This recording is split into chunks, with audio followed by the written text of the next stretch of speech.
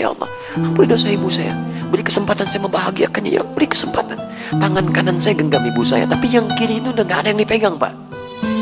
Jadi saya mohon kepada antum, kalau masih ada orang tua, antum jangan sia-siakan. Karena kalau sudah gak ada, sulit antum menemukannya. Sulit.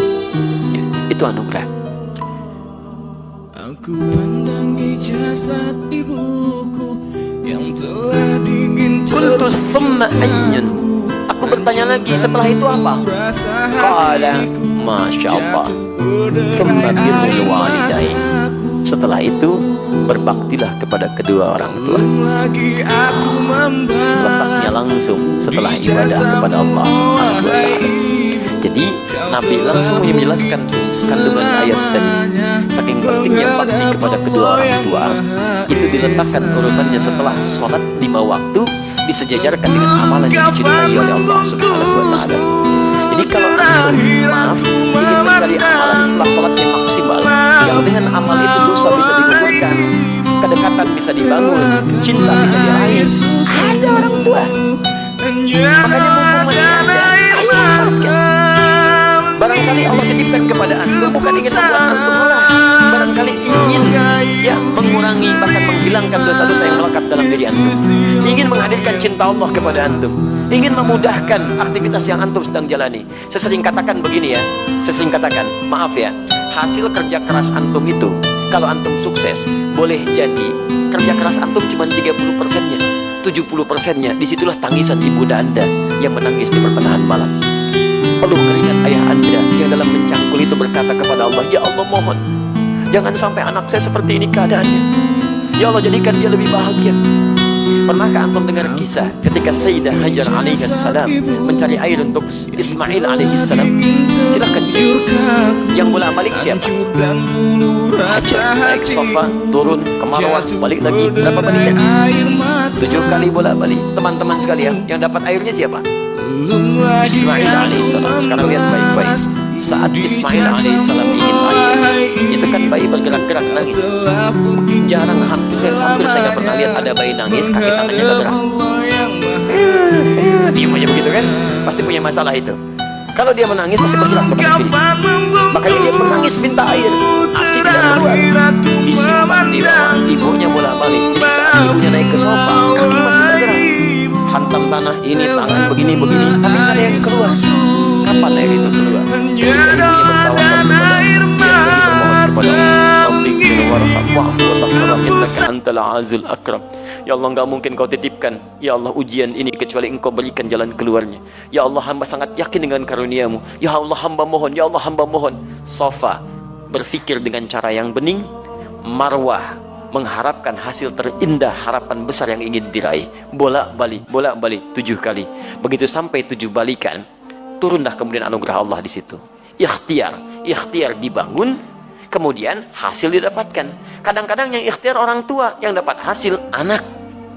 Makanya ibadahnya disebut dengan sa'i. Apa itu sa'i? Sa'i itu asalnya bukan lari-lari kecil. Bukan. Sa'i itu dari kata sa'a yas'a, kesungguhan dalam berusaha. Asalnya itu. Ya, asalnya kesungguhan dalam berusaha. Jadi kalau antum serius, dapat yang diraih. Quran surah ke-17 ayat 16 sampai 17, paling kiri sebelah atas. Allah menyebutkan orang yang berusaha serius, sa'a, disebutkan sa'a. Untuk urusan akhiratnya diberikan sepanjang dia serius dengan baik. Sa'a yas'a sa'yan, usaha yang sungguh-sungguh. Kenapa ibadahnya disebut dengan sa'i? Karena pada saat itu ada orang yang sangat berusaha dengan serius ingin mencari air untuk anaknya. Ibu yang bolak-balik, anak yang dapat air. Begitu sampai pada yang ke-7, hamparan tangisan dan permohonannya menyentuh arsy, seketika turun malaikat menggerakkan sayapnya, ya menyertai telapak kaki Ismail ketika menghentak ke air, ke tanah. Tis, malaikat menghentakkan sayapnya, keluar air. Ibunya melihat, kata ibunya, zam. Apa itu zam? Zam artinya kumpul, jangan berhenti. Kumpul, jangan berhenti. Karena itu disebut dengan zam-zam. Sampai hari ini tidak berhenti. Bagaimana ketulusan seorang ibu dalam mendekat kepada Allah, menghasilkan anugerah pada anak yang tidak berhenti keberkahannya.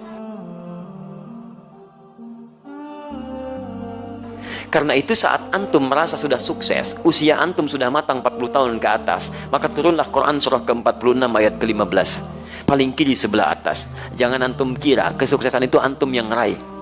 Lihat kalimatnya, wassaynal insana biwalidayhi ihsana hamalathu ummuhu karha. Lihat, kami wajibkan, wasiatkan, tegaskan kepada setiap anak bakti kepada kedua orang tuanya, seakan-akan dia merasa diawasi oleh Allah Subhanahu wa taala. Ibu kamu sudah mengandung kamu dalam keadaan lemah luar biasa, kemudian memberikan ASINya lemah luar biasa, perjuangannya berat. Nah, ketika engkau sampai pada usia 40 tahun minimal, banyaklah berdoa kepada Allah. Lihat, antum usia 40 tahun, perhatikan bimbingan doanya dari Allah. Ya, perhatikan doanya. Rabbi auzi'ni an ashkura ni'mataka allati an'amta alayya wa ala walidayya. Alayya, lihat, wa ala walidayya. Ya Allah, mohon bimbing hamba untuk bisa mensyukuri segala nikmat yang telah Engkau titipkan kepada hamba. Lihat-lihat, dan bukan hanya kalimat hamba, tapi disebutkan walidayya, orang tuanya disertakan. Ya, kata sebagian ulama tafsir, kenapa orang tua disertakan pada pengakuan nikmat? Karena orang itu mesti sadar, anak mesti tahu, boleh jadi usia dia atau usaha dia untuk mendapatkan hasil itu bukan karena kerja kerasnya, lebih banyak karena orang tuanya.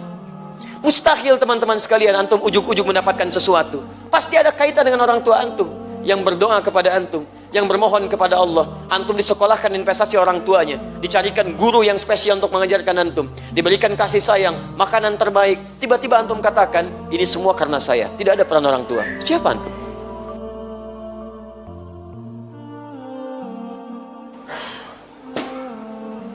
Maka jika semua diberikan, maaf, kandungan tidak pernah dilepaskan. Belum pernah saya dengar seorang ibu mengandung, tiba-tiba, mama mau mandi dulu sebentar ya. Enggak bisa.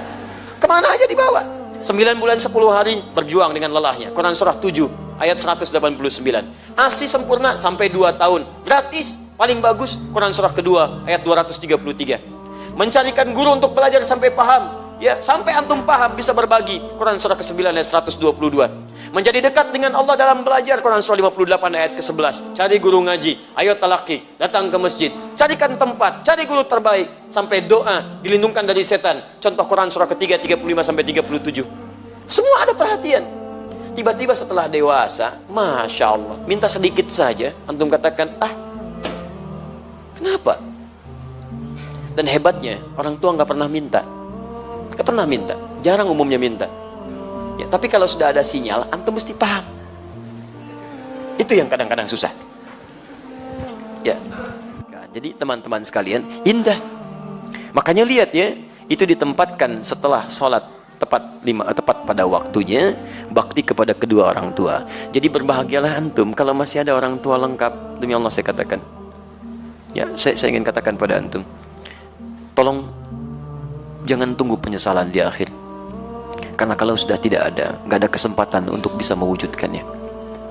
Saya berusaha untuk menghadirkan bakti kepada keduanya, tapi satu sudah tidak bisa didapati. Ya, saya 5 bersaudara. Saya anak keempat. Ayah saya mengajar satu musalla, sekarang menjadi masjid. Setiap yang dibawa itu saya dalam taklim beliau. Saya masih ingat betul, kalau beliau mengajar, itu saya tidur. Ya, sekarang tertukar. Saya mengajar, beliau tertidur. Tapi yang paling menarik, dalam keadaan selesai mengajar pun, kalau pulang, saya nggak dibangunkan, Pak. Digendong oleh beliau sampai ke kamar tidur, dan disitulah kemudian dipastikan tidurnya nyaman. Kalau bangun kadang digoda.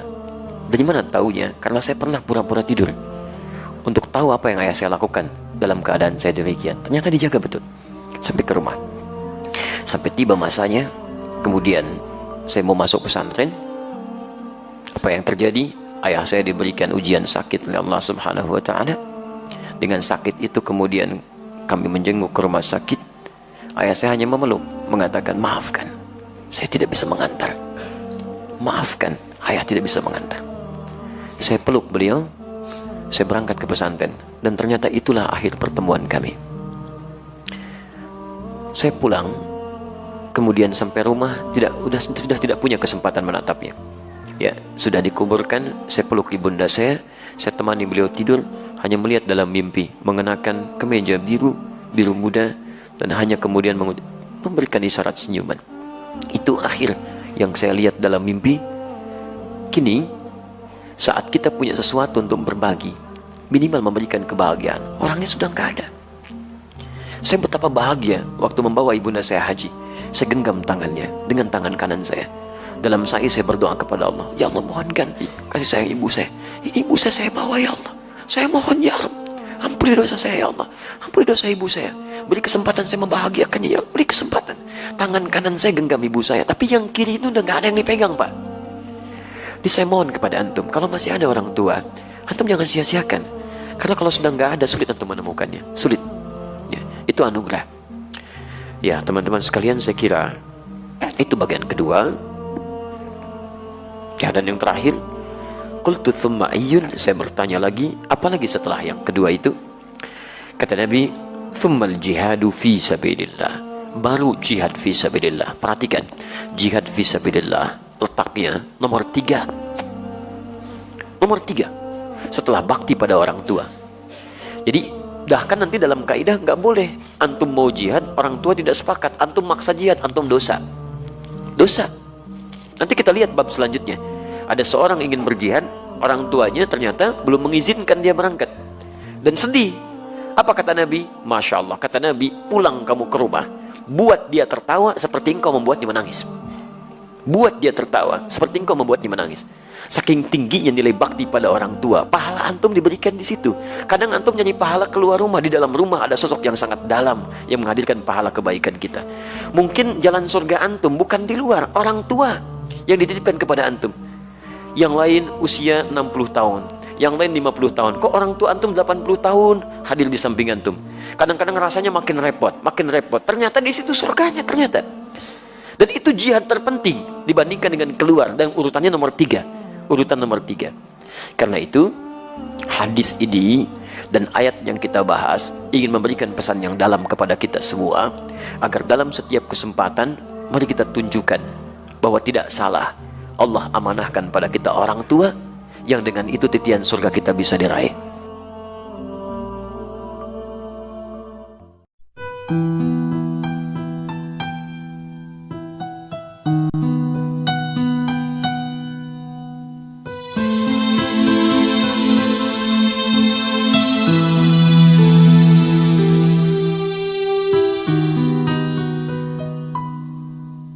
Aku pandangi jasad ibuku yang telah dingin terbujur kaku, hancur dan luluh rasa hatiku, jatuh berderai air mataku. Belum lagi aku membalas budi jasamu, oh wahai ibu. Kau telah pergi untuk selamanya menghadap Allah yang Maha Esa. Sebelum kafan membungkusmu, terakhir aku memandangmu.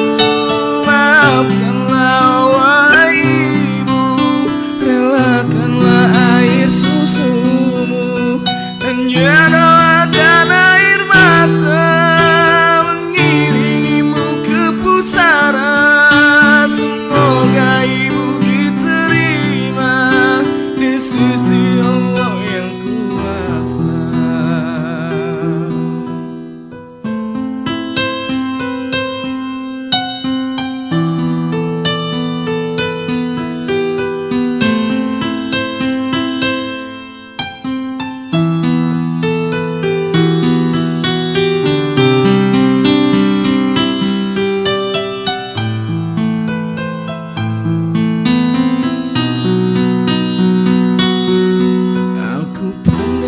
Jasad ibuku yang telah dingin terbujur kaku, hancur dan luluh rasa hatiku, jatuh berderai air mataku.